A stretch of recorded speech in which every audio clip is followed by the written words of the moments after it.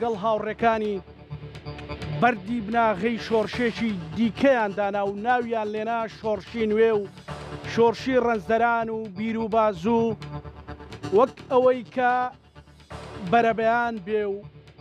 خۆر لە هەموو چیاکانی کوردستانەوە تیشی خۆی بدات لە دڵی پڕومێدی خەڵکی کوردستاندا جارێکی دیکە وەک بڕکانێک وەک تۆفانێک خەڵکی کوردستان هەمویان لە چوارچێوەی ئەم ڕێبازە نیشتیمانی و کوردستانیەدا کۆبوونەوە و بە هەمویان وتیان ئیدی کوردستان و ئاڵای پیرۆزی کوردستان وەک بیلبیلەی چاومان دەپارێزین. یەکێتی ئامرازە بۆ ئەوەی کە هەموو خەڵکی کوردستان تایدا بە ئازادی و ئارامی تێیدا بەحەسێتەوە. بەڵێ هەرواشیان کرد هەزاران گەنج هەزاران خەڵک هەزاران سەرکردە و فەرماندە و پێشمەرگە لەو ڕێبازەدا ڕۆحی خۆیان بەخشی و ڕووبارێک لە خوێنی شەهیدانیان دروست کرد. هەزاران کەس بەشێک لە جەستەیان بەخشی و ناویان لێندرا کە شەهیدانی زیندوو. هەزارانیشیان لە زیندانەکاندا بە ئەستەم و بە فەزلی خوا دەربازیان بوو. بەشێکی زۆریشیان هێندەمان دووشەکەتن بە ناوی پێشمەرگەی دێرین و تێکۆشەرانی دێرین کە هەر حەزەکەی هەمیشە دەست بە سنگەوە بگری بۆیان. ئەوانە و ڕۆژانیان دروست کرد بەڵام ڕۆژ بە ڕۆژ نەوەی شەهیدان نەوەی زیندانیانی سیاسی و کەمەندامان و گەنجان و لاوان و خوێنکاران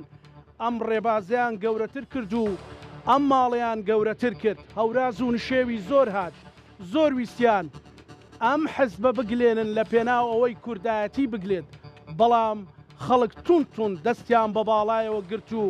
قەندیل و مامەندە و ئاسۆس و ماکۆک بێکەوە بۆ پیرەمەگرون و بۆ سەفین و بۆ مەتین و بۆ هەموو کوردستان بۆ قەڵای کەرکووک وتیان ئێمە یەکێتین نیشتیمانین کوردستانین. هەموو کوردستان یەکێتیان وەک بیلبیلەی چاویان دەپاراست. ئەگەر لە ڕۆژگارێک لە ڕۆژگارەکانی حکومڕانیدا نیگەرانی و بێزاری و دڵتەنجێکیش هەبوو بێ بەڵام هیچ وەختێک ئەم حەزبە تێکۆشەرانی ئەم حەزبە لە بیری نەتەوەیی و نیشتیمانیدا نەیانهێشت کەس بکەوێتە پێشیانەوە هەمیشە لە ڕیزی پێشەوە. ئێستاش ساڵانێکە سەرۆک بافڵ ڕابەرایەتی ئەم هێزە تێکۆشەرەی گرتۆتە سەو لەگەڵ هاوڕێکانی و جەماوەری تێکۆشەر و هەمووانەی دەیانەوێ نیشتیمان و کوردستان سەربخەن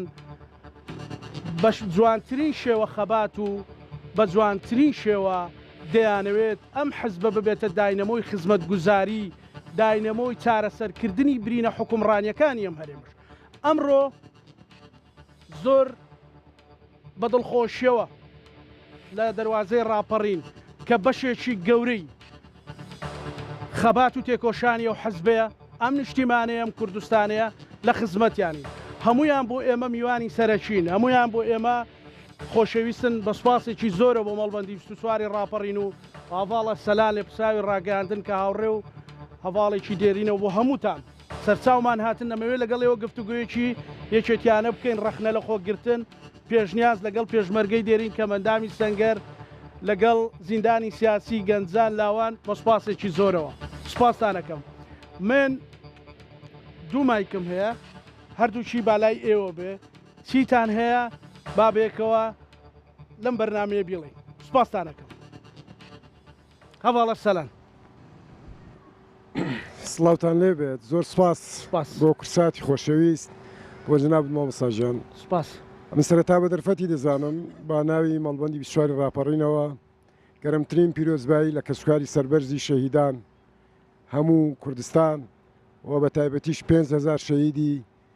ناوچەکەی خۆمان کە گیانبازیان نواند بۆ یەکێتی نیشتیمانی کوردستان بۆ میلەتەکەمان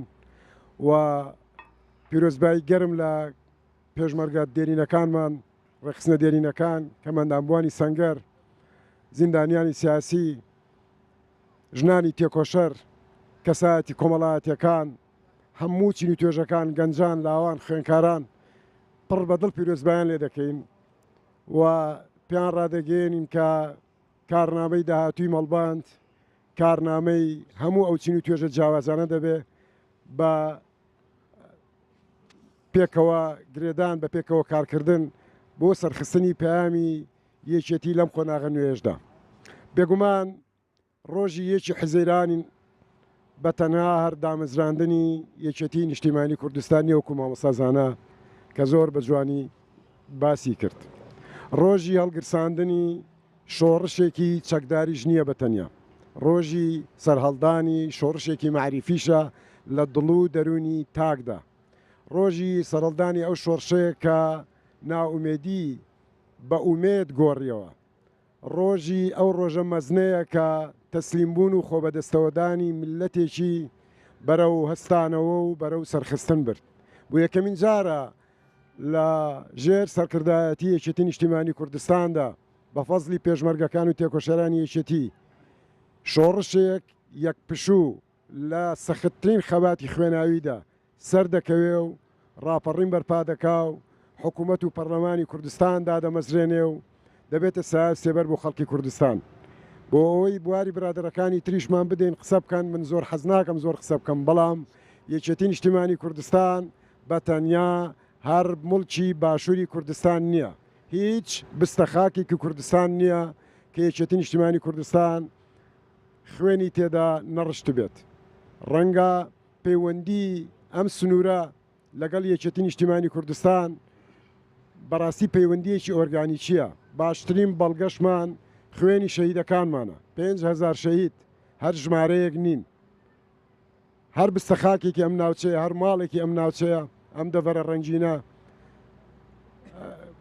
وێنا و ڕنگدانەوەی یەکێتی نیشتیمانی کوردستان سیاسەتی یەکێتیە. بەڵێ دەرفەت دەدەمە برادەرەکانی تر ئێستا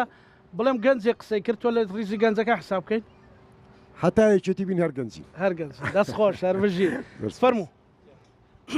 پێشەکەی دەمەوێت خۆتان پێم ناسێم، ئەمە ناوم خدر محەممەد ئەمین عوسمانە، ناسرام بە دکتۆر خدر، پێشمەرگەی 76 بچووکترین پێشمەرگەی شۆڕشی نوێ بووم. کە بووە پێشمەرگە تەمەنت چەند بوو؟ من تەمەنم 12 ساڵ بوو، خەریک بوو تەواویشی نەکەم 12 ساڵ دوای کەوتمە سەر 12 ساڵ. لەو ڕۆژەدا بە بۆنەی 51 ساڵ لە دامەزراندنی یەکێتی نیشتیمانی کوردستان پێش هەموو شتێک نییە سەری ڕێزونەوازیز بۆ شەیدانی ڕێگا ڕزگاری بۆ هاوڕێ تێکۆشەرەکانمان، بۆ هەموو ئەو پێشمەرگە قارەمانانەی کە گیانی خۆیان بەخت کرد، خەباتیان کرد، چرای تاریخیان کردە ڕووناک لەو ڕۆژەدا کە داگیرکەران بە ئەولای چوارگۆشەی نیە دانەویست میلەتی کورد لە بین بەرن بە زمان و بە کەلەچەر و بە خاک و بە نیشتیمانەکەیەوە. بەڵام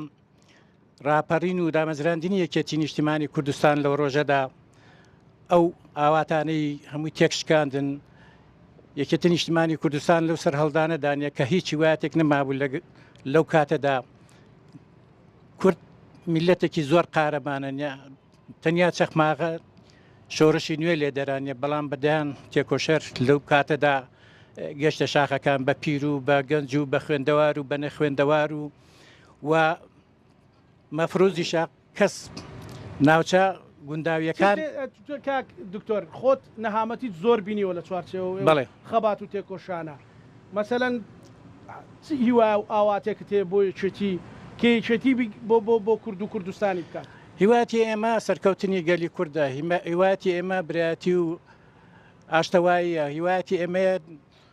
وەکو دەڵێ بەئێکەوە بژین بتوانین دەوڵەتێک دروستکەین. خوێنی ئەو هەموو شەهیدە قارەمانە بە فێڕۆن نەدەین، خوێنی ئەو هەموو خەڵکە ماندووە، خوێنی ئەو هەموو ئەمفال و ئەوانەی کە لە دەستمان ڕۆی ئەو هەموو کیمیا لێدان و ئیبادەکردنە ئەوانە لە دەست نەدەین. ئێمە کەممان نەکردووە. یەکێتی نیشتیمانی کوردستان هەوراز و بڵندی زۆری دیوە، بەدەیان جار ئێمە لە 1000 کەسەوە هاتوینەوە سەر 28 پێشمەرگە، بەڵام ئەو سەرکردەیە کە بەڕێز مام جەلال بووە لەگەڵماندا بووە بە برسایەتی بەتینوایەتی هەموو ئێش و ئازارەکانی لەگەڵ ئێمە کێشتووە نەکەوتوین،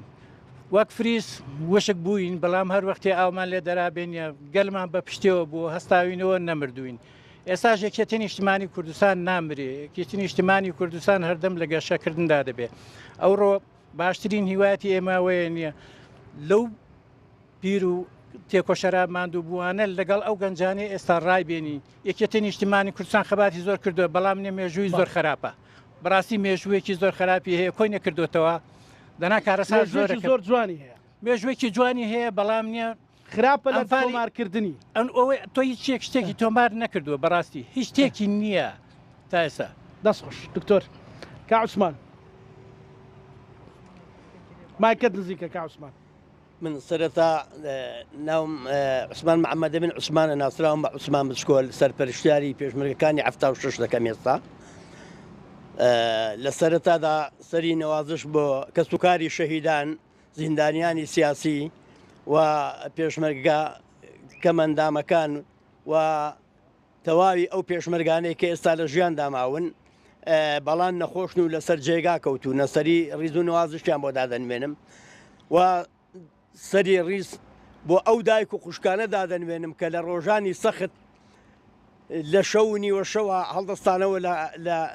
نیوە شەودا نانیان بۆ ئێمە ئازر دەکرد شایان دەداینێ نانیان دەداینێ ینی شۆڕشێکی دەستە جەمعی بوو بڵێ شۆڕش نییە کە ئێمە ڕاستە پێشمەرگە بووین و کۆمەڵە خەڵکێکی خۆنەویست بووینە بەڵان خەڵکە کەشمان ئەو دایک و خوشکانەش خەڵکێکی خۆنەویست بوون بەڕاستی لەو سەردەمدا یعنی زۆر ئەستەم بوو نیە ئەتوو بتوانی نیە لە منە زۆر جاروا دەڵێم بە شێ ئازایە با سەعات 12 شەوێ بەولاوە بە خێزانەکەی خۆی بڕنانم بۆ عازر کە بزانە بۆی عازر دەکا بۆی عازر ناکە بەڵێ سەعات 2 شەو نییە ئێمە دەشووی نییە لە هەر دەرگایەکمان دەدانە زۆر بەڕیزەوە نانیان بۆ عازر دەکردین شایان بۆ عازر دەکردین ژیلیان بۆ دەشکردین دووبارە ئەوجا هاوڕێکانە زۆر شەهید بوونەوانی 76 بەڵێ من ئێستا دێنە سەر باسی ئەوانەش نییە بەڵام با سەرەتا باسی یەکێتی نیشتیمانی کوردستان بکەین یەکێتی نیشتیمانی کوردستان بەڕاستی دروست بوونی هەر تەعەدا نەبوو نیە بەرامبەر بە حکوومەتی عێراق تەعەدا بوو بەرامبەر بە پلانێکی گەورەی نێودەوڵەتینیە کە ئەو دەما لە کورد بەرامبەر بە کورد نیە جێبەجێکرا لە جەزائیر و بە ئێران و بە عێراقیشەوە وە تەعەدا بوو بەرامبەر بە هەمویان بەڕاستی و ئەو سەرکردانەی کە ئەو سەردەم هاتن یەکێتی نیشتیمانی کوردستانیان دامەزران بەڕاستی سەرکردایەتێکی لێ هاتوو بوو سەرکردایەتێکی مەعەلیم بوو خۆ پێشتری سەرکردایەتی هەبوو نیە هەر وەکو زۆر جارە من قسەکەی دکتۆر مەحموود عوسمان دەژێرمەوە دەڵێ ئێمە هەموو شتێکمان تەواو بوو بەڵام سەرکردەمان نەبوونیەکە ئاش بەتاڵ بە شۆڕژنەکە بە فیعلی وابوو بەڵێ اینجا مەوزوعی شەهیدەکانمان یعنی کە من بە شانازیەوە دەڵێم پێم وابی یەکێتی نیشتیمانی کوردستان لە پێش هەموو حیزبەکانەوە هاتوۆتە مەیدان ئەوەش بەوە دەسەلمێنین کە 383 شەهیدی پێشمەرگەی 76مان هەیە 383 شەهیدی پێشمەرگەی 76مان هەیە و نزیکە ئەوە نزیکە دکتۆر لێ نزیکە بەڵێ و تقریبەن ئەوانی کە زیندوو مابوون بەڵام بەداخەوەی ئێستا دەوری 16 کەسێکمان ئەمری خۆیان کردووە ئەوانی 77 کەس بوون هەکە پێشمەرگەی ساڵی 1976 بوون ئەوە بەڵگەیەکی زیندووەکە پێشمەرگە و سەرکردەکانی بەیەکەوە بوون لە شاخ چیادگاریەکت بیردێ لەگەڵ سەرۆک مامجەلال وەڵادا هەموو ژیانی جەنابی مامجەلال یادگاریە یعنی ئەگەر تەماشای هەر سەرکردەیەک بکەی لە بە دووری هەزاران کیلۆمەتر ئەگەر سەرکردایەتی شۆڕشیشی کردبێ بە دووری هەزاران کیلۆمەتر دوور بووە لە شەڕ بەڵام جەنابی مامجەلال بە 100 مەتر ئەو برادرانەی شوێنێکە ئێستا لە پشتەوەم کاک فەقی عەلی و کاک عەمامە مەولود بەڵێ لە پشتەوەم دانیشتوونە دەزانن لە شەڕی شوێنێدا جەنابی مامجەلال لەگەڵ ئێمە لە سەنگەرا بوونیە 200 مەتر 300 مەتر لە دوژمنەوە دوور بەڵێ یعنی ئەو سەر مامجەلال سەرکردەیەکی مەیدانی بوو سەرکردایەتیەک نەبوو هەر بۆ جیفان و لە دووری هەزاران کیلۆمەتر بدات دەست خۆش ئەگەر قسەی ترە بوو دێمە وڵات بالێرەش گەنج فەرموو هەستە سەرپێی مەمنونم یاڵە کاک بورهان سڵاو لەبێ کاک زانا سڵاو لە جەنابتان زۆر سپاس بۆ ئەم زۆر دڵخۆشم پێشمەرگەیەکی 76 گەنجێ قسە دەکاوە بێگومان جێگای شانازیە کە هەمومان لێرە کۆبوونێتەوە ئەوە یەکێتی نیشتیمانی کوردستانە کە هەمووی لێرە کۆکردینێتەوە ڕۆژی دامەزرانی یەکێتی نیشتیمانی کوردستان پیرۆزە لە تەواوی هەواڵانی یەکێتی نیشتیمانی کوردستان لە سەروی هەموو شیانەوە ڕۆحی بەرزەفڕی جەنابی مامجەلال و تێکۆشەرانی یەکێتی نیشتیمانی کوردستان و شەهیدەکانمان دەست لەسەر دڵ بۆ کە سوکاری سەربەرزی شەهیدان یەکێتی نیشتیمانی کوردستان وەک خۆت گوتت لە ڕۆژێکدا لەدایک بوو کە باڵی بێئومێدی باڵی کێشا بوو بەسەر کۆمەڵانی خەڵکی کوردستاندا کە ئەوێ ڕۆژێ ڕژێمی فاشستی بەعەز دەیگوت ئەگەر دارخورما لە قەندیل بڕوێ پێشمەرگە ناچێتەوە شاخ. هاوکات پیرۆزبایی شۆڕشی نوێی گەلەکەمان 50 ساڵەی شۆڕشی نوێی گەلەکەمان لە پێشمەرگە قارەمانەکانی یەکێتی نیشتیمانی کوردستان و شەهیدان پیرۆز دەکەم. دیارە ئەم ڕۆژە مێژوویە ڕۆژێکە لە دێروکی مێژووی گەلی کووردا کە بەڕاستی حەقا نەوە دوایینەوە ئێمە ئەم ڕۆژە بەرز ڕابگرین چونکە جنابی مام جەلال و هەواڵەکانی کە یەکێتیان دامەزران بە کۆمەڵانی خەڵکی کوردستانیان گوت کە کورد هەمیشە زیندووە و سازش ناکات لەسەر مافەکانی چونکە یەکێتی نیشتیمانی کوردستان کۆمەڵێک دروشمی هەیە کە ئەویش مافی چارەی خۆنووسین و مافی مرۆڤ ووە کۆمەڵێک لەو دروشمانەی کاڵگرتووە ئەویش دەلالەت لەوە دەکا کە یەکێتی نیشتیمانی کوردستان بۆ گەلێک تێدەکۆشێکە دوجار وەک خۆت گوتت حکوومەتی هەرێمی کوردستان لە بوونی یەکێتی نیشتیمانی کوردستانەوە دامەزراوە. بێگومان یەکێتی حیزبێکە وەک جەنابی مام جەلال دەیگوت ئێمە هەڵقڵاوی ناو کۆمەڵانی خەڵکی کوردستانین جێگای دڵخۆشی و پێزانینە کە چەند ڕۆژێکە یان چەند دەمێکە کاقوبات سەری نەبڕیوە لە دەڤەری ڕاپەڕین کە بەردەوام هاتوو بۆم دەڤەرە ئەمەش بەرمەبنای ئەوەیە کە لە کاتی انتخاباتە زۆر جار گوتوویەتی کە ئێمە خۆمان بە قەرزاری خەڵکی دەڤەری ڕاپەڕین دەزانین کە بەڕاستی جێگای دەستخۆشیە کە هاتووە لێرە کارێک بکە یان شتێک بنیاد بنێ بۆ ئەوەی گەنجانمان بکەونە سەرکاری خۆیان یان کار بدۆزنەوە کە ئەمەش بەرمەبنای ئەوەیە کە یەکێتی نیشتیمانی کوردستان خۆی با خزمەتکاری کۆمەڵانی خەڵکی کوردستان دەزانێت. بەڵێ دەست خۆش کاک گورهان با خاتونی قسە بکە کاک عوسمان زۆر باسی ئێوەی کرد فەرموو. سەرەتا دەستخۆشی لە کەناڵی کوردستان دەکەم کە ئێوەی بەڕێز هەمیشە پێشەنگ بوونا لە زیندوو هێشتنەوەی یادە مەزنەکان دیارە یادی یەکێتی نیشتیمانی کوردستان یادێکی پڕشکۆ و مەزنە لە مێژووی گەلی کورد و مێژووی یەکێتی نیشتیمانی کوردستان پڕە لە سەروەریەکان بۆیە لەم ڕۆژە پیرۆزەدا سەری ڕێز و ناوازش ئەنوێنین بۆ سەرجەم شەهیدانی گەلی کوردستان و شەهیدانی یەکێتی نیشتیمانی کوردستان و سەری ڕێز ئەنوێنین بۆ گڵکۆی پیرۆزی مامی ڕابەرمان کە کاریزمایەتی سەرۆک مام جەلال و دامەزرێنانی یەکێتی نیشتیمانی کوردستان و هەموو پێشمەرگەی قارەمانەکان و ئەو شۆڕە ژنانەی کە شان بەشانی هاوسەرەکانیان بەردەوام بوون لە خەبات و من وەکو کتە شەهیدێک کە دەبێت باس لەوە بکەم گەورەی و ڕۆڵی ژنانی کورد کە شانبەشانی هاوسەرەکانیان هەم خزمەتی برا پێشمەرگەکانیان کردووە و هەمیش بوونەتە قەڵغانێک بۆی کە بتوان لە دوای شەیدبوونی هاوسەرەکانیان ڕۆڵەکانیان بە سەربەرزانە گەورە بکەن و پێ بگێرن و بتوان جێژە بە ڕێبازی باوکیان بدەن و خزمەتکاری کۆمەڵانی خەڵکی کوردستان بن و دروستبوونی یەکێتی نیشتیمانی کوردستان وەکو پارتێکی سیاسی کاریگەر لە ساعی لە کای سیاسی هەرێمی کوردستان وەکو هەموو ئەو دروشم و سیمبولانێک یەکێتی نیشتیمانی کوردستان لە سەرەتای دروستبوونیەوە هەڵی گرتووە کە ئاشتی و دیموکراسی و مافی چارەی خۆنووسینە کە یەکێتی نیشتیمانی کوردستان هەمیشە توانیوەتی پارسەنگ ڕابگرێ بۆ لاسەنگی لایەنە سیاسەکانی تر وە ئەو حیزبە ئەو پارتە سیاسی گرنگە بووە کە هەمیشە هیوا و ئومێد بە بۆ کۆمەڵانی خەڵکی کوردستان کە وەک بەڕێز ئاماژەت پێدا کە خۆشبەختان لە ناو ڕێزەکانی یەکێتی نیشتیمانی کوردستان تەواوی ژنان و کچان و لاوان و خوێندکاران و ینی هەموو توێژەکان کەواتە ئەو پارتە سیاسەیە کە ڕنگدانەوەی کۆمەڵگەی کوردیە لەو قۆناغا زەرورەتەی کە بێئومێدی بەسەر کوردستاندا باڵی کێشا بوو توانی ئەو هیوا و ئومێدە بگەڕێنەوە بۆ خەڵکی کوردستان و درێژە بە ڕێبازی سەرۆک مام جەلال ئەدەین خۆشبەختانە پەیامێکت هەیە بۆ ژنان بۆ گەنجان و لاوانە خۆشبەختانە ئەوەی کە جێگەی ئومێدە بۆ کە سوکاری سەربەرزی شەهیدان ئەوەیە کە کاریزمایەتیک و ڕۆڵی کاریگەری سەرۆک باڵ جەلال تاڵەبانی لە دوای سەرۆک مام جەلال درێژە پێدەری هەمان ڕێبازە و لەگەڵ جنابی کاخوباد و تەواوی سەرکردایەتی یەکێتی نیشتیمانی کوردستان توانی ویانە وەکو قەڵغانێک بن بۆ کە سوکاری سەربەرزی شەهیدان و ئەمەش هیوایەکە بۆ وارسی سەربەرزی شەهیدان بۆ بەدیهاتنی ئەو هیوا و ئامانجانەیەک یەکێتی نیشتیمانی کوردستان لە سەرەتای دروستبوونیەوە بۆی تێکۆشاوە. دەست خۆش خاتونی شتر لێرە عفو فەرموو مایکە بگەێنە فەرموو سەرەتا دەستخۆشیتان لێ ئەەکەم کاکەزانە کە هەمیشە دڵسۆزی بەڕاستی لەم دەبەرەیە و بە خێراتنی میوانە بەڕێزەکانەکەم بە خێراتنی کەناڵە جوانەکە ئەەکەم کورسات من وەکو خۆم وەکو هێزی گەنجان سەرۆکی گروپی هێزی گەنجانی یەکێتی نیشتیمانی کوردستان لە دەبەری ڕاپەڕین زۆر سپاس من ئەم ساڵ حەزەکەم بە شێوازێکی تر ئەم یادە بکەینەوە بەڕاستی بە شێوازێکی نوێ و جیاوازتر لە ساڵانی ڕابردوو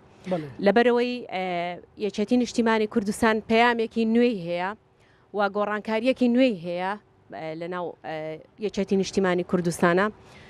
و سەری ڕێز و نەوازشدا ئەنوێنم بۆ کەسوکاری سەربەرزی شەهیدان پێشمەرگە دێرینەکان کەم ئەندامانی سەنگەر و سڵاوێکی نوێش بۆ ئەو گەنجان و لاوانەی کە لە پرۆگرام و بەرنامەی یەکێتی نوێدا بەشدارن ئەوە جێگەی دڵخۆشیە کە یەکێتی نیشتیمانی کوردستان هەمیشە بیری لەوە کردوتەوە کە ژنان گەنجان پشتگوێ ناخات و توانیویەتی لە بەرنامەی داهاتوودا و لە گۆڕانکاریەکانی داهاتوودا پێگەی گەنجان و ژنان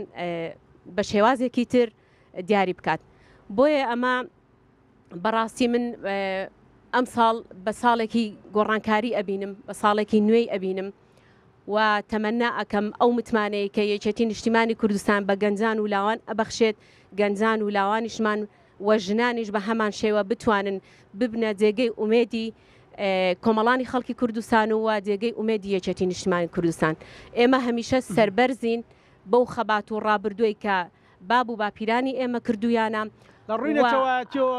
سەروەریێتی زۆر بەدڵە سەروەری یەکێتی لەوەدا گشتگیرە سەروەری یەکێتی هەر ئەوە نییە بڵم تەنها خەباتی کردووە لە پێناو حیزبێک خەباتی کردووە لە پێناو هەموو گەلوونەتەوەیەک خەباتی کردووە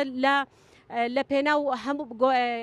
ڕزگارکردنی گەلی کوردستان بۆیە ئەوە بۆ ئێمە سەربەرزیە بەڕاستی جێگەی شانازیە هەروەکو جەنابی مامجەلال ئەفەرموێ چەک و قەڵەم بۆ یەکێتی ئێمە لە ڕابردوودا خەباتمان کرد بە چەک و جێگەی شانازی ئێمە ئەوانی خەباتیان کرد بە چەک بەڵام ئێستا سەردەمی قەڵەمە سەردەمی نوێگەریە بۆیە ئەوە جێگەی ئومێدە بەڕاستی ئەو ئومێدەش تەنها لە ناو یەکێتی نیشتیمانی کوردستاندا ئەبینم کە بتوانین گەنجان لاوان ژنان و ئەوانەی کە لە ڕابردووشدا خەباتیان کردو بەیەکەوە ئەمجارە شان بەشان و گروتینێکی باشتر و بەهێزتر ئەویش بە سەرۆکایەتی کاک باڤڵ کە ئێستا وەکو گەنجێک سەرۆکێکی نوێ و سەرۆکێکی ئازا بەڕاستی جێگەی شانازیە و جەنابی کاقوبانی سەرۆک بافڵت بەدڵە زۆر ئێمە با من نەڵێ وەکو گەنجان و لاوان زۆر بەدڵمانە چونکە ئێمە لە ناو گەنجان و لاوان بەڕاستی ئەبینین ئەو گەنجان و لاوانێک کە بە گڕوتینەوە دێن بەشی زۆری لەبەر سەرۆکە بەڕاستی زۆر باش دەست خۆش مای کە بالایەکە چتر بێ کاکە فەرموو مامۆسا ئێوارەتان باش سپاس بۆ ئەم دەرفەتە مامۆسا دەستەکانت خۆش بێ سڵاو لە کەناڵی دایک کورسات نیوز کە هەمیشە لە بۆنە تایبەتەکان تایبەت بە یادی ڕاپەڕین و یادی دامەزراندنی یەکێتی نیشتیمانی کوردستان دەواازەی ڕاپەڕینی کردووە بە ڕێنیشاندەر بۆ سەرجەم قۆناغەکان لە ڕابردوودا ئوستاز وێڕای پیرۆزباین بۆ یادی 51 ساڵەی دامەزراندنی یەکێتی نیشتیمانی کوردستان لە سەرجەم هاوڕێ و هەڤاڵانمان لە سەرجەم ئۆرگانەکانی یەکێتی نیشتیمانی کوردستان بەبێ جیاوازی حەز دەکەم جیاواز لە هەڤاڵانی ترم تیش بخەمە سەر دوو کردداری سەرۆکێکی گەنجی کاریگەری بەتوانە کە لە ماوەی ڕابردوودا بووە بە ترێندێک لە ناو سۆشیال میدیا وە گەنج کردوێتی بەڕابەرێکی گرنگ بۆ خۆی تاوەکو سەیری بکات و لەوەوە فێری جوڵەی سیاسی ببێت لە ساحەی سیاسیدا بەڕاستی ئەویش جوڵەکانی سەرۆک باڤڵە یەکەمیان ئەو هەموو گرنگی پێدانەی بۆ دووبارە نوێکردنەوەی کۆمەڵی خوێنکارانی کوردستان کە بەڕاستی یەکێک بوو لە هەنگاوە هەرە گرنگەکان چونکە فراغ یان ئەو گاپەی کە کۆمەڵی خوێنکاران لە ناو ناوەندەکانی خوێندندا دروستی کردبوو بوو بە هۆکاری دروستبوونی مەلەل بۆ ئەو خوێنکارانی کە دەیانهوێت لە ناو سیاسەتدا لە ناو کایی سیاسەتدا ڕۆڵ بجێڕن بەڵام نەیان دەزانی لە چ دەواازەیەکەوە داخلی سیاست ببن. کۆمەڵی خوێنکارانی کوردستان بە فۆرمەلەیەکی نوێ بە دیزینێکی نوێ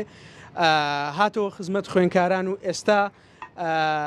بە سوپاسەوە جێگەی متمانەی زۆربەی خوێنکارانین لە هەرێمی کوردستاندا. کردداری دووەم ستۆپی بە لایەنێکی سیاسی بەهێزی کوردستان کردووە کە خۆی بە خاوەنی 1 ملیۆن دەنگ دەزانێت. باشە کە ئەمە لە دوای کۆچی دوایی مامجەلالەوە یەکەم مووقیفی سیاسی یەکێتی نیشتیمانی کوردستانە کە خوێنکاران و لاوان بە ئاواتەوەن کە بیبینن بەڕاستی چونکە ئەو خزمەتکردن نەک لە پێناومان ئەو تاگڕەویە سیاسی کە هێزێکی سیاسی لە هەرێمی کوردستاندا کایی پێدەکرد سیاسەتی پێدەکرد چەسانەوەی دەڤەرێک لە پێناو بژانەوەی دەڤەرێکی دیکە بەڕاستی سیاسەتێکی ناهاوسنگ بوو و پێویست بوو ئەو سیاسەتە بە شێوازێکی حەکیمانە و هاوشێوەی ئەوەی کە دەڵێن باوک کوڕ بە شوێنپەی باوکدا کاک باڤڵیش هاوشێوەی مامجەلال بە شوێنپەی ئەودا ڕێی کرد و بێگومان ئەو مووقیفە سیاسی کە ساڵانێک بوو پێویست بوو ڕاست بکرێتەوە ڕاستکرایەوە لە پێناو پاراستنی هاوسەنگی هێز و جیانەکردنەوەی سنوورەکان لە یەکتر و خزمەتکردن و گاندنی خزمەتگوزاری بە سەرجەم دەڤەرەکان بە یەکسانی. ئومێد دەکەین لەو مووقیفە سیاسیانە بەردەوامی هەبێت لەبەر ئەوەی سەرجەمیان دەکەوێتە قالبی خزمەتکردن بە کۆمەڵانی خەڵکی کوردستان. ئەوەی کە گرنگە بیڵین ئێستا وەکو کۆتا قسەم چکە دەزانم کاتم کەمە یەکێتی نیشتیمانی کوردستان لە گۆڕانکاری لە ناو ئۆرگانەکانی حزبەکەیدا بە ڕێژەیەکی بەرچاو گرنگی داوە بە گەنج بەلاو لە تەمەنە جیاوازەکاندا. یەکەم جارە دەیبینین مەسەلەن لێپرسراوی کۆمیتەیەکی ڕێخستن گەنجێکی تەمەن 26 ساڵ 27 ساڵ بەڕێوەیەکیانەوانی بوونە پێشمەرگە بێگومان گەنج بوونە گەنج بێگومان یەکێتی وەکو کۆتا قسەم بەرەو نوێبوونەوە دەڕوە. ئومێد دەکەین فۆکەسی زیاتر ئامانجی زیاتر خزمەتکردنی زیاتر بە ئاراستەی بەشداری پێکردنی لاوان و خوێنکاران بێ لە کای سیاسیدا چونکە لە کۆتاییدا مامجەلال لە یەکێک لە وتارە دێرینەکانی دەڵێ سەرڕمی هەموو پێشکەوتنەکان لاوان و خوێنکارانن. ئومێد دەکەین یەکێتی نیشتیمانی کوردستان ئاڵاکەی هەر شەکاوە بێت بەرز و پیرۆز بە یادی 50 ساڵە خوێنکارانەوە بۆ لاوان باشە فەرموو کۆژن محەممەدەمین لە پشای سنتەیڕانی ڕێکخراوی ئازادی لاوانی بۆ لای مافەقی علیوان بڵێ سەرەتا دەمەوێت گەرمترین پیرۆزبایی خۆم ئاراستەی سەرجەم گەنجان و لاوان و خوێنکاران و سەرجەم پێشمەرگە قارەمانەکان بکەم بە بۆنەی یادی 50 ساڵی دامەزرانی یەکێتی نیشتیمانی کوردستان. ماڵ سەزاناگە بگەڕێنەوە بۆ 51 ساڵ بەر لە ئەمڕۆ دەبینین جەنابی مامجەلال و دەستەی دامەزرێنانی یەکێتی گەنجن بە تەمەنی گەنجیدایەن و ئەمڕۆژ کە یادی 50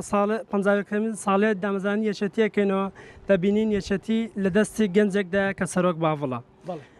بێگومان هەمیشە یەکێتی گرنگی بە گەنجان داوە و گەنجانی کردوتە سەرڕەمی پێشکەوتنی خۆی کوردستانیش. دەبینین لە ماوەکانی پێشوو چەند هەفتەیەک پێشێستا 101 خوێنکار بە دەقیقی گەرغەڵەت نەبم لە پەیمانگای کادرانی یەکێتی دەردەچن و لە دوای ئەوەشدا بەڵێ لە مەڵبەند دیراساتی کشتین لە پەیمانگای پەرەپێدانی کادیران و پەروەردەکردن و پەرەپێدانی کادران دەردەچن لە دوای ئەوەشدا ڕاستەوخۆ لە نێو ناوەندەکان ئۆرگانەکان یەکیدا شوێنیان دەکرێتەوە پێگیان پێدەدرێت. دەبینین لە کفری گەنجێکی تەمەن 25-26 ساڵ دەبێتە مەسوول کۆمیتە لە بەشەکانی ماڵبند لێ پرسا بەشەکان هەموو ئەوە هیوایەکی بێگومان هیوایەکی دروست کردووە بۆ گەنجان لاوان کە یەکێتین بەردەوام لە خزمەتی گەنج و لاواندایە. دەبینین ئەو حیزبەی کە لە خەمی کۆچی گەنجاندایە یەکێتیە بۆمە جەنابی کاقوبات دێت بۆ ئێرە لە بەهاوبەشە لەگەڵ کۆنسڵی بەریتانیا ڕێکخراوێکدا دەمەزرێنێت بۆ پشتیکردنی دارایی و دەستکەوتنی هەلی کار بۆ گەنجان لە دەڤەری ڕاپەڕین و هەروەها سەپۆرتی ڕێکخراوی ئازادیلاوانی کوردستان دەکات بۆ پرۆژەی کیفۆگرانت ڕابگەێنێت کە پاڵپشتی دارایی بۆ پرۆژەی گەنجان دەکات لە ئێستادا کە بەردەستە و ئەمڕۆ کۆتاڕۆژ پێشکەشکردنی پرۆژەکانی بوو. ئێمە گەنجان و لاوان دەڵێ بەچوو مێدێکەوە لە ناوێچێتی سیاست بکە نەکەرەوانەی کە ئێستا یەکێتین ئەوانەی کە ئێستا هیچ ئینتیمایکی سیاسیان نیە بێگومان یەکێتی هەمیشە دەرگای وڵا کردووە بۆ گەنجان و لاوان بە لە هەموو چنی توێژەکان بەگشتی وە گەنجان و لاوان بەتایبەت هەمیشە دەرگای وڵا کردووە لە چەند هەڵبژارنەکانی ڕابردوو کە پێش هەڵبژارنی 2024 دەمان بینی پەیدا گەنجان پشتیان لە یەکێتی دەکرد بەڵام دوای ئەوەی کە یەکێتی بە سەرۆکاتی کاک بافڵ و بە پاپشتی جەنابی کاقوبات دێن دەرگا بۆ گەنجان دەکەنەوە گەنجان دەرگا بەرەوڕووی گەنجاندا دەکەنەوە دەبینین لە هەڵبژارنی 2024 و هەڵبژارنی ڕابردوش یەکێتی بەهێزی گەنجان زۆرترین کورسی بەدەستدێنێت. دەستخۆش کاکۆژین مایکل لەکوێ فەرموو ئەگەر لە سەر پێ فەرموو بە بۆنەی یەکی شەشی دروستبوونی یەکێتی نیشتیمانی کوردستان سەری نوازش لە بۆ هەموو شەیدانی کوردستاندا دەنوێنم تابەت یەکێتی نیشتیمانی کوردستان ئەو شەیدانە کە لە پێناو ئەو خاک و نیشتیمانە شەید بوون. بە ڕۆژێکی زۆر گرنگیشی دەزانم کە گەنجەکان زۆر خۆشحاڵم بە گەنجەکان زۆر یەکێتی نیشتیمانی کوردستان هاوکاری کوردستان دەکەن. بەرێرە کاکە تاڕێک باقسەکانی لێرە بکە بەڵێ بەڕێزت مایکت نزیک کاک محەممەد ئەو کامێرەی ئەو مەدالیانە چین ئی سەرۆک هەفتاش هەردووچانی یەکانی سەرۆک مامزەلا نه ئەوەی سەرۆک مامزەلالەوە یەکێتی نیشتیمان هەردووچیان ئی سەرۆک مامزەلا زانی خاوەنی هەشت مەدالیانم هەشت مەدالیا لە 76 پێشمەرگە تەمەنت چەند بوو کە بووە پێشمەرگە ئەگە بوومە پێشمەرگە تەمەنم تقریبا لەوانەیە 20 ساڵ بووم 22 ساڵی وەڵا تەمەن درێژ بێت نەهامەتی زۆر دیوە نەدامەتی بەڵام بۆ تاریخ نەهامەتی زۆر دیوە بڵێ هاوڕێکان زۆر شەهید بوون بریندار بوون بڵێ لەگەڵ مافەقی عەلی و لەگەڵ کاک عوسمان لەگەڵ کاک محەممەد و دکتۆر و هەموو مەسەرەن شتەکەمان تایبەت بوو من لە ڕێخستنی زوو بڵێ شەید عەبدوڕەحیم سەنگەسەری ئەم گوتی عید بێک دووز دەکەم دەگەڵم دەبی گوتم بڵێ نەمزان چیشە دوو پێشمەرگەی ناردن لە 76 تقریباً 76 شتێکی وا بوو ناردنی گوتبووی بە محەممەد مەولود چ پێشمەرگەیەکی وە خۆی شک دەبا بڕوا بوو قەندیل بۆ ئەوەی شەخشەرەوە بەڵێ لە شاخ سەرۆک مامزەلال بینیوە لە نزیکەوە بەڵێ ئیشیشم کردووە کە نامەی ناردووە مەسەرم بۆ ئەو دیوی نامە بردووە ئەمیندار بوو دوای ئەوەی لە زۆر وڵاتان کە دەبینی ژەنەڕاڵەکانیان ئاڵاو کە خانەنشین دەبن ئاڵاو کۆمەڵێک مەدالیان پێوەیە ئەوانە ژەنەڕاڵی ئێمن ئەوە کاک محەممەد مەولود نمونەی یەکێکە لەو پێشمەرگە دێرینانە لە سەرتاسەری هەرێمی کوردستان پێشمەرگەی زۆر دێرین هەیە ئێستا ئاوا دەیبینن ڕەنگە جەستەیەکی زۆر هیلاک و ماندووی هەبێت دایان نەهامەت هەبێ هەر بە ڕەحمی خوا دەربازی بوو بێ بەڵام ئەوانە جێگەی فەخر و شانازی ئێمن بۆ مانایانەیە کە ئەوان لەسەر پلە و پۆست و کورسێک دانانیشن بەڵام لە ناو دڵی هەموو یەکێتیەک هەموو نیشتیمانیەک هەموو کوردستانێکدا هەمیشە بە شانازی دەمێنەوە کاک محەممەد و هەموو نمونەی هەموو کاک محەممەدەکان چکە ئەم مەدالیا نە لەبەرەوە وەریگرتووە کە خزمی کەسێکە نە لەبەرەوە وەریگرتووە بۆ نمونە واستەی هەبووە کە زۆر جار دەوترێ ئەمە بەرهەمی قوربانیدانی خۆیەتی بەشێک لە هاوڕێکانی شەهید بوون بەشێکیان کە بەدامی سنگەرن بەشێکیان زیندانی سیاسین بۆیە ئەوانە ئەمە وەک نمونەیەک لەسەر تا سەری هەرێمی کوردستان بۆیە بانگم کردێرە جێگەی فەخرم بۆ هەموو یەکێتیەکە دەستنێ بووە کە نامەی بۆ نردومە کە ئەدام کراوە دوام بڵێ ئارێ وەڵا تەتی ئەوەت بۆ بگەرمەوە مەسەملین مەسەرەی بڵێ ئەم مەفرەزەکەمان ئەم مەفرەزەکەمان وەرێرە خەڵکی ئەوەی بوو خەڵکی چاخڕنەی بوو تێدەگەی ئەمە هەموو دوازدە گەنج بووین لەوێ ئەمە دوازدەکان بیداتەکەی بوو ئەگەم نردنی گوتی و عیزبەکەی دروست بوو شەید حەبدوڕعینی شەڕ زۆر دیوە عادی شەرم دیوەن دوای ئەوەی ئەمیداریش بوومی سەر مامجار وەختی خۆی کە ئێرانیەکان کە شۆرشی ئێران دروست بوو گێران ئەوان ئەم دەبن بۆ لای مامجلاری باش زۆر باشە ئەمە پێم خۆشە بە ناوی شۆ چەپڵێک بۆ پێشمەرگە دێرینەکان لێ بدەین ئەوانەی کە خەبات و تێکۆشانیان سپاس کاک محەممەد دەست خۆش بێ مایکە بە لای خۆت بێگەر بەڕێزی شتر مایکەکەی لابێ دێن ئەو مایکە داوا بکەن دێتە خزمەتتان فەرموو ئەو لێرەیە مایکەی بدەنێ فەرموو مامۆستا سەرەتا بیدەما فەقی علیش با قسەکمان بکە دوای سەرەتا بە خێراتتان دەکەم من سپاسانەکەم من محەممەد عوسمان ئاڵیم ئەندامی سنتەری ڕێکخراوی ئازادی لاوانی کوردستان سنتەری ڕانیە جێی خۆشحاڵیە کە ئەمڕۆ لێرە کۆمەڵک گەنج و کۆمەڵک پێشمەرگەی دێرین و کۆمەڵک کادری ئەم حیزبە کە چەندەها قوربانی داوە لە پێناوی ئەم خاکە لێرە کۆبوونەتەوە بۆیە دەستخۆشی لە کورسات دەکەین کە ئەم دەڤەرەی ئێمەی هەڵبژارد بۆ ئەوەی ئەم یادە مەزنی تێدا بکرێتەوە هەروەکو دیارە ئەمن پێش هەموو شتێک دەمەوێت سەری ڕێز و نەوازشدانوێنن بۆ سەرجەم شەهیدانی کوردستان لەبەرەوەی لە سای ئەوانەوە ئێستا ئێمە لێرە کۆبووینەتەوە و ئەو یادە مەزنە دەکەینەوە و ئەو پێشمەرگە دێرینانی کە بەرامبەر ئێمە دانیشون ئێستا ئەگەر خەباتی ئەوان نەبایە ئێمە لەوانەیە لە شوێنێکی تر بووبینە بۆیە دەمانەوێت هەمیشە ئەوان ببن بە قوتابخانەیەک بۆ ئەو گەنجانەی کە ئێستا دایان هەوێ بێنە پێش و ئیشکن لەناو ئەو حیزبەدا بەدڵنیاییەوە هەوڵماندبوونی خۆمان زۆر دەوردەبینێ بەڵام ئەوان قوتابخانەیەکن کە لە ڕابردوودا نەهامەتی و دەردەسەری زۆریان دیوە بۆیە دەتوانن بۆ ئێمە ببن بە پەرتوکێکی پڕ لە ورە و پڕ لە خۆڕاگری و پڕ لە ئازایەتی هەروەها بن بە چاوساغێک بۆ گەنجەکان طبعا ئێمە زۆر خۆشحاڵین کە ئەمڕۆ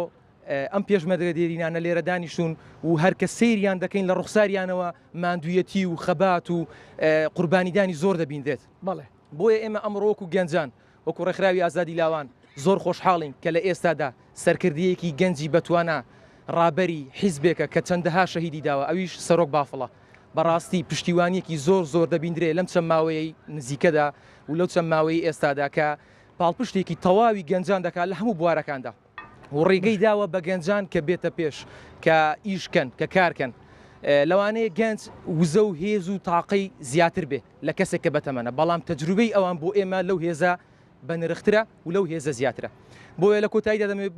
دەمەوێت بڵێم پیرۆزبایی 51مین ساڵیادی دامەزرانی ئەم حیزبە دەکەم کە خەبات و تێکۆشان و ماندووبوونی باڵی کێشاوە بەسەر تەواوی کوردستاندا و دەرەوەی کوردستانیش هەربژنای جەنابەت ئەمن محەممەد عوسمان ئاڵیم کاک محەممەد دەست خۆش بێ زۆر سپاس دەکەم بێخوا بەخێر مام علی فەرموو ئەگەر مایکەی بۆ بگری کاک اسماعیل یارمەتی دەی هەڵدێوێ وەرە بەخێر بێ وەرە بەخێر ماوی لێم پرسی جوابت دەدەم وەرە ئەمیش بەکەی خۆت قسام بەخێر بێ مام علی دەکەم ئەوە من دەبام بابی سراحەت قسام فەرموو مام علی چی تێیادی 51 ساڵی دامەزرانی لە خۆم و لە هەموو گەلی کوردستان دەکەم مانێ هەمانە بێکێتەوە نەمانێمان بێکێتەوە بەڵا بەداخەوە ئەو قسێ قەرارێ پێیانداوی دەرنەچووە بەڕەحمەت بێ سەید عەلی عەسکەری بۆ خۆی لە کندانیش دووم تەگوت ئەو هەلەی نابێ یەک سەرکردای باخەڵی هەبێ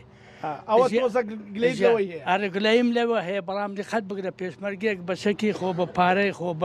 بە مەسرفی خۆ دەچیتە کفری و کەلار نازام نەدێتەوە نەناتەوە ئەگەر 500 ما فەقی عەلیەکێتی زۆر خۆشەوە ئەمن کوڕەجاوێکی تێم بۆ خۆم دروست کردووە چ پەیامێکت هەیە بۆ داوە لە سەرکردەکان لە مەسئولەکان لەمان دەکەم هەموو ئەگەر پیاوی نەگەربوونن هەیە بەیەکێتی ئەگەرێکێتی نەماشتەقن نابین دەست خۆش بێ مام عەلی وەڵڵی لە ناوێکێتیدا ئەو تێکەڵاوێ من دەگەڵ مامجەلالی هەبوو یەک بەشەر دەگەڵی نەبووە دۆستایەتی تە لەگە دەجلی بەسەر گوت پێر گوتم باگە دێری سیکەنە جێبی بەرێ دێتەوە زەڵێ دەجلی بەسەر بەداومەوە لە شوێنە دیتوتەوە جاری یادگاری خۆشت یادگاری چکاتێ من وەڵایە بیلا 50 ساڵێ پێشمەرگەم نازانم لە بێعقلیمدا بووە نە لە سۆزیەمدا بووە ناوم نەچۆ تا قایمەی عیزبێکی لێکێتی زیاتر و برادر هەمووی بمناسیدا پێویست ناکە سپاس دەکەم مافەقی عەلی دەستت خۆش بێ سەربەرز بێ داوا دەکەم تەبیعی تۆزێک ژیانی هەموو کەس وەکوێ کە باشە پێشمەرگێکی ماڵی وێران خۆ تازە من پێخانە نشینم پێشمەرگێکی ماڵ وێران 500 نادەن بەڵام دام پەرلەمانێک بوون و نەبوونی وەکوویەکە لەبێت دادەنیش ماگەی 8 ملیۆن دەدەنێ خەڵکەکەی زۆر وەکی پێت دەلەمە وەختی جەنابی مامجلال و کاگنۆشیدوانەوە نەهات بوونەوە حلکە شید علی عسکەری و دکتۆر خالید و ڕسوڵمەند و ئەوانەوەکە بەڕێوە دەبن وەڵڵی بۆ خۆلەکەن علی عسکەری دانیشت و مەگەر توێتی ئەو هەلەی دەبێت سەرکردێک و پێشمەرگەی ژیانی وەکوێک بەڵا بەداخەوا دەرنەچوو دەیشاڵەوا دەبێت دەست خۆش مام علی دەست خۆش پەرژین خانەگەر جەنابی قسەکما بۆ بکەی فەرموو لەوێەوە فەرموو سەرەتا بە خێرایی کەناڵی کورسات سپاسانەکەم بەخێر بێن سەرچاوان زۆر سپاس من ناوم عەبدوڵڵا ڕەسوولە ناسراوم بە شۆڕ سۆمانی لە ساڵی هەفتاوە پەیوەندیم کردووە ڕێخستنەی یەکێتی نیشتیمانی کوردستان و لە ساڵی هەشتاویەکەوە سنەعەم بەجێهێشتە و پەیوەندیم کردو بە هێز پێشمەرگەی کوردستان یعنی خوێنت بەجێهێش بۆی بڵێ بە پێشمەرگە لەبەرەوەی لە هەفتاوەتەوە پەیوەندی ڕێخستنم هەبوو پەیوەندیم کرد بە هێز پێشمەرگەی کوردستان لە ڕێزەکانی یەکێتی نیشتیمانی کوردستاندا تامان سەرەتا سەر ڕێزنەوەش دانێنم بۆ شەیدە نەمرەکانمان بۆ کەمەندامانی سەنگەر پیرۆزبایان لێکم پیرۆزبایان پێڵێم پیرۆزبای لە هەموو ڕێخستنە دێرینەکانەکەم لە هەموو زیندانیانی سیاسیەکەم کە توانیان بە ڕۆڵی خۆیان بە گیانی خۆیان بتوانن پەرە بە یەکێتی نیشتیمانی کوردستان بدەن تابحانە سەرەتا یەکێتی نیشتیمانی کوردستان لە ڕۆژێکی وا لەدایک بوو کە شەوەزەنجی تاریشی باڵ کێشاو بەسەر گەلی کوردی کوردستاندا لە ساڵی 75 یەکێتی نیشتیمانی کوردستان بە شێوەی ڕێکخراوێکی نیمچەبەرەی لەدایک بوو ئەو ڕێک لەبەرەوەی بتوانانی هەموو کێژەکان لە خۆی کاتەوە بۆ ئەوی زیاتر بتوانانی گەشە بسەنی ئەو ڕێکخراوانش کۆمەڵی ڕەنجەرانی کوردستان بزوتنەوەی سۆشیالت خەتی گشتی بوو پێم هیچ لە برادران باسی ئەو مەسەلەیان نەکرد مامجەلال بڕیاری لە ساڵی 75 شۆڕشتەکدا دەست پێ بکاتەوە بەڵام برادرانی کۆمەڵە ڕازی نەبوون پێیان باش نەبوو پێیان وا بوو کەمێکیان بگەڕێ ناو باش شۆڕژە بەرەوەی کاتەکە دیاری کراوە چی تێ بۆ گەنجان و لاوان کە ئێوە تەمەنی گەنجی خۆتان خوێنت بەجێش بۆ خزمەتی شۆڕش و کوردستان وەڵام من پێشنیارەکەم بۆ گەنجەکان چاو لە ڕابردووی باو باپیرانی خۆیان بکەن چاو بە کوڕەکانی خۆمەڵێن بە منداڵەکانی خۆمان چاو لە بابی خۆیان بکەن ڕێبازی باوشان بەرنەدەن زیاتر هوشیار بن زیاتر پەرە بە خەباتی خۆیان بدەن لە پێناو گەشەکردنی یەکێتی نیشتیمانی کوردستان بەڕاستی خەباتکردن ئەوڕۆ خەباتی چەک و تفەنگ نییە خەباتی دەنگدانە خەباتی وشاریە خەباتی ڕۆشنبیریە خۆیان هوشیارکەنەوە خۆیان ڕۆشنبیر بکەن بۆی بتوانن زیاتر یەکێت لە ڕێزەکانی یەکێتی نیشتیمانیستان جێگای خۆیان بکەنەوە دەست خۆش بێ هەواڵ فەرژین قسە کتێ ئەمن چەند بەشان و باڵی یەکێتی هەڵ بڵێم تەواو نابی لەبەرەی خۆم لە پارچەکانی تری کوردستانش خوێنم ڕشتووە لەبەر یەکێتی نیشتیمانیستان حیزبێک بووە باوەڕی تەنیا بەناو لە کوێی خەبات کرد و پێشمەرگات کردو لە یەکێتیدا لە شوێنەکان ناوە لە دەرەوە لە دەرەوە تەبەن لە کوردستانەوە دێم بەشدارم کردووە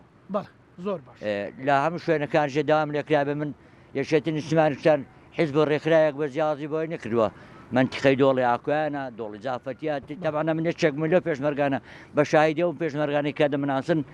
کە چووینە بەشداری شەڕەکانی سەرکردایەتیەوەمان کردووە بە پێی خۆم چوومە بەڵام زۆربەی جارەکان بە برینداری و بە سواری وڵات گەڕایمەوە بەرکەوتەی سەر شیمیایشم گلەیشم لە یەکێتی نیشتیمانی کوردستانەیە وەکو خۆم وەکو هەڤاڵان وەکو ئەندامانی یەکێتی نیشتیمانی کوردستان وەکو پێویست نەیتوانێت بە دەهاتەکان ڕابگا کە دەهاتەکان بارەگا و بنکە و هەموو شوێنەکانی پێشمەرگە و بریندار بتوانێتی بەڵام ڕەنگە ئەم پێم کەم تەرخەم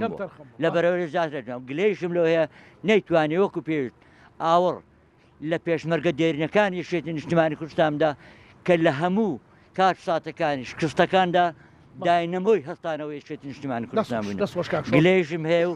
هەتا ئەشمرم خوێنم سەوزە مەبەستمەوە نییە کە یەکێتی نیم خوێنم سەوزەوە بێ یەکێتیش بمرم ئەیتەمە درێژ بی زۆر فەرژین خات پەرژین جەلال کاکزانە سەرەتا بە خێراتنی بەڕێز دەکەم و بە خێراتنی ئامادەبوانی بەڕێزەکان یادی دامەزرانی 51 ساڵی یەکێتی نیشتیمانی کوردستان پیرۆز بێ لە سەرۆک و لە ئەندامانی سەرکردایەتی و کە سوکاری شەهیدان و کەمەندامانی سەنگەر و پێشمەرگە دێرینەکان و سەرجەم چین و توێژەکان و خەڵکی کوردستان و سەرجەم دۆست و لایەنگران یەکێتی نیشتیمانی کوردستان یەکێتی نیشتیمانی کوردستان بە خوێن و فرمێسکی کە سوکاری شەهیدان نووسراوەتەوە و هەروەها بە خەباتی پێشمەرگە دێرینەکان ڕاستی نووسراوەتەوە ئەگەرچی لە ڕابردوودا یەکێتی شاخ و تفەنگ هێز و ئیرادەی بوو بۆ بەرگریکردن لە کوردستان بە دژی زوڵم و داگیرکاری لە کوردستان بەڵام سەردەمی ئێستا و ڕۆژی ئێستاوا دەخوازێت کە قەڵەم و هەروەها پێکەنانی حکوومەتێکی خزمەت گوزار کە هاوسەنگ بێ لە سەرجەم کوردستان خزمەت بکا بە کە سوکاری شەهیدان و سەرجەم چین و توێژەکان حکوومەتێکی خزمەت گوزار بێ هێزێکی هاوسەنگ وەک سەرۆک دەفەرمێت وابێ حکوومەتێک بێ خزمەتی سەرجەم چین و توێژەکان بکە بۆیە ئەوەی جێی دڵخۆشە لە ئێستادا و لە ڕابردوشدا یەکێتی هەروە بووە چەتری کۆکەرەوەی سەرجەم چین و توێژەکان بووە حیزبێک بووە کە حیزبی خزمەت گوزاری بووە هەم لە ڕابردوو بەڵام لە ئێستادا سەردەمەکەوا دەخوازە خزمەتی زیاتر بکات چونکە کاکزانە لە ئێستادا گەنجێکی زۆرمان هەیە خەریزێکی زۆرمان هەیە کە دانەمەزراوە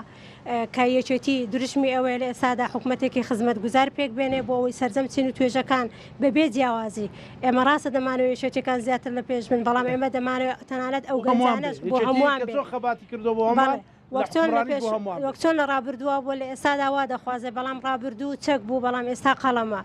بۆیە هیوای ئەوە دەخوازیین بە تایبەتی لەو دەفەرەدا گەنجێکی زۆرمان هەیە کە دامەزرێن ئینشاڵڵا لە داهاتوودا چێتر ئەگەر قسەی فەرمی پەیامەکەت کورتی و سوپاس دەکەم سڵاو ڕێزم هەیە بە خێراتتان زۆر بەخێر بن سەرچاوان وەڵام من نامەوێت لێرە باسی مێژووی تایبەتی یەکێتی نیشتیمانی کوردستان بکەم چکە زۆر خەڵک باسی کردو ئەوانە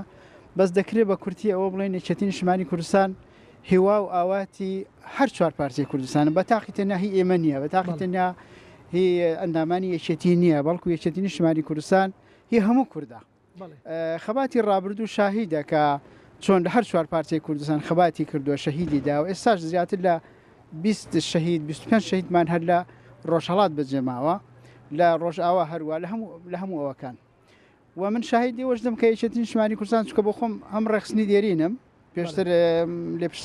پێش ڕاپەڕین لێ پرسای ڕێخستنی دێرین بوومە لەسەر دەستی شەهیدی سەرکردە کاک حەسەن کوێستانی کاک عەلی خەیات و ئەوانیش جەنابیان ئاگادارن کە ئێمە لەو ئیشانەیشمان کردووە لە زیندانی سیاسی من بۆ خۆم زیندانی سیاسی بوومە لە ئەمنە سوورەکەی سلێمانی لە هەیئەی کەرکووک لە ئەمنی عامی بەغدا جگە لە ڕێخستنەکانی یەکێتی نیشتیمانی کوردستان من هیچ ڕێکخراوێکم نەدیتووە کە بە هەزاران خەڵکمان لەگەڵدا بووە یعنی ئەوە بۆ خۆی شاهیدە مێژووی ئەوەیە کە شاهیدی ئەوە یەکێتی نیشتیمانی کوردستان دەوری تەسیرێکی زۆر گەورەی هەبوو هەم لەسەر حکوومەتی بەعز یەکێتی ئەوە کە چۆکی بە بەعزدا داوە چۆکی بە نارەکانماندا داوە نارەکانمان لە ئێمە زیاتر مێژووی یەکێتی نیشتیمانی کوردستان دەزانن بۆیە من نامێ باسی بکەم بەڵام لێرە پیرۆزبایی خۆم ئاراستەی دەبێت پێشەوە بڵێم لە ئاستی جەنابی ڕێبەری گەورەمان جەنابی مامجەلال سەردا دەنوێنم سڵاو و ڕێزم هەیە بۆ هەموو ئەو براتێ کۆشارانە پیرۆزبایی لە هەموو ئەندامان و لە ئەنگرانی یەکێتی نیشتیمانی کوردستان دەکەم بە تایبەتی سەرۆک باوەڵ تاڵەبانی کاقوبات هەموو بەڕێزانە هیواشمان ئەوەیە کە کاک سەرۆکی بەڕێزمان کاک باوەڵ تاڵەبانی بەردەوام بێ لە خەبات توێکۆشانەکانی چکۆ بەڕاستی ئێستا ئەو سیاسەتی کە ئێستا هاتی دەتوانین بڵێن یەکێتی نیشتیمانی کوردستانی بردوتەوە سەر ڕێبازە ڕاستەکەی خۆی ئەگەر تەواویش نەبێ بەڵام زۆری کردووە ئەمە یاک لە لایەکی دیکە پێشنارم هەیە زۆر لە ئەندامانی ڕخسنە دێرینەکانمان کە هەیە ئێستا تەمەنیان بەرەو سەر چووە بێتاقەت بوون بەڵام ئیشوکاریان بۆ نەکراوە پێویستان بۆیە خاننشین بکرێن یا لە ڕووی ئیمتیازاتەکانی دیکەن ئەوڕیان لێ بدرێتەوە زۆر خۆش کاتەکەم تەوا بەڕێز لە شوێنی لێ کاکزانە بە خێراتنی خەمنەوە بە خێراتنی زەنابتم میوانە بەڕێزەکان دەکەم من هانا معروف دەرسووی ئەکادمیای کادریانم سەرۆمەڵنی بەڵمەی دیراساتی گشتی سلێمانی سەرتا کە باز لە یەکێتی نیشتیمانی کوردستان و بەرواری یەکی شەش دەکەین تەنها ڕۆژێکی ئاسایی نییە لە بەرواری کوردیدا بەڵکو سەرخانێکی مێژووی سیاسیە لە تەواوی خەڵکی کوردستان بەڕاستی کە یەکێتی نیشتیمانی کوردستان دامەزرا تەواوی بێ ئومێدی بەسەر خەڵکی کوردستاندا باڵ کێشا بوو شۆڕشێک شکستی هێنا کە تەواوی جێگای ئومێدی پێشمەرگە دێرینەکان و خەڵکی کوردستان بوو کە خەباتیان کرد بۆ ئەم شۆڕشەویستان شۆڕش سەرکەوێ ئیدیەوە 1975 یەکێتی نیشتیمانی کوردستان دامەزرا کە حەوت دامەزێنەی سەرەکی ڕۆڵیان هەبوو کە چیت بۆ گەنجولاوان هەیە ئەو مێژووە ئەزانم لەبەرەوەی هەموو خوێن کاری سەرکەوتن کۆنتترۆل کردووە داواکارم لە گەنجان و لاوان ئومێدیان هەبێت تێبکۆشن سوکە یەکێتی نیشتیمانی کوردستان بە سەرۆکایەتی کاک پاڤڵ ئێستا ئومێدێکی زۆری بە گەنجان بەخشیوە بەڕاستی گەنجان ئومێدی زۆریان پێ هەیە و هیوادارم هەمویان بە ئومێدەوە چاولی یەکێتی نیشتیمانی کوردستان بکەن کاکزانە تێبینیەکیش کە یەکێتی نیشتیمانی کوردستان لە سەرەتای دامەزراندنیەوە کۆسپی بۆ دروست بووە نەک لە دەرەوە بەڵکو لە ناوخۆی ڕێمی کوردستانیش یەکێتی نیشتیمانی کوردستان کە دروست بوو ئەوانە شۆڕشیان تێکدا وتیان ئێمە کە شۆڕشمان پێ نەکرێ دەتوانین شۆڕش تێک بدەین ئەوە کە پێشمێرگەردێرینەکان ببوورنەیە کە لە ڕێزی پێشەوەش دانیشتوم خیادە موقەتە دروست بوو دژی یەکێتی نیشتیمانی کوردستان یەکێتی نیشتیمانی کوردستان کارەسات یەکاری بەسەرداهات ئێستاش ئەوەتە کە لە ناوخۆی هەرێمی کوردستان دژایەتی دەکرێت بەڵام بە سەرۆکایەتی کاک پاڤڵ ئینشاءڵڵا حکوومەتێکی خزمەتگوزار پێک دێت و خەڵکی کوردستان لەو تەنکەتاژیە ڕزگار دەبێت دەستان خۆش بێت زۆر کاتم تەواو بوو بەڵام زۆر بە کورتی کاک محەممەد لەبەر مەدالیاکەت پێم خۆشە توش قسەی بکەی با لە گەنجەوە بۆ قەینات شپیر خێراتێکی باس دەکەم زۆر بەپەلە خێراتێکی گەرمی کورسات دەکەم بەڕێزی خۆشەویستانەکەم کە ئەو شۆ دەرفەتوان بە ئێمەدا کە لەسەر مێژووی یەکێتی نیشتیمانی کوردستان قسە بکەین مێژووی یەکێتی نیشتیمانی کوردستان پڕە لە داستان و سەروەری ئەو داستان و سەروەروانەی یەکێتی نیشتیمانی کوردستان لە مێژووی شۆڕشەکەدا تەرخانی کردیە کەمێنەیە من پێم وایە لە شۆڕشی هیچ لەو شۆڕشانەی کە کورد بەرپای کردووە پێم وایە هیچ حزبك هیچ شۆڕشێک بەقەت یەکێتی نیشتیمانی کوردستان نەخوێنی ڕشتۆنە خاوەن داستان و خاوەندە سەروەریە بۆیە سەری ڕێز و نەواسش لە ئا سەروەری شەهیدەکان دادەنوێنم بە تایبەتی هەڤاڵی بە ڕێز و خۆشەویستمان هەڤاڵی کۆتکرد و مامزەلال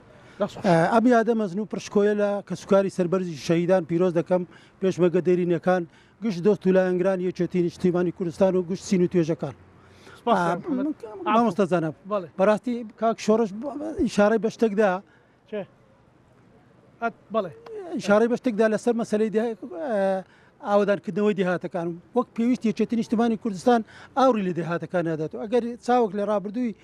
دێهاتەکان بکەین زۆربەی زۆری شەهیدەکانی دێهاتەکانن دومین شۆڕشەکە لەبەرەوەی بخۆمان پێشمەرگە بووین نان و هەمووشتمان لەسەر دێهاتەکان بووە بەڕاستی پێویستە دێهاتەکان پەریان پێ بدرێت ئاوادانی زیاتر ڕووی تێ بکاتن زالات دروستکردنی نەخۆشخانە داوای لێبوردنەکەم وڵای کاکزانە هێشتا زۆرە بەڵام هێشتا ببوورە کاک محەممەد وڵا کاتەکەم تەوا بووە ئیشارەتەکان داوای لێبوردنەکەم بە هیوان پەیامەکان گەیشت پێ کاک ئیسماعیل سوپاس دەکەم کاعلی وڵا کاتەکە تەواو ببوورە خەزاڵەتم ئەبا لەلات بێ کاک ئیسماعیل فەرموو دوا قسە لە باتی کاک علی خەیات هەر پەیامی پیرۆزبایی بڵێن هیچ کە مەزانێ دەستخۆشی لە کەناڵی کورسات نووز دەکەین کە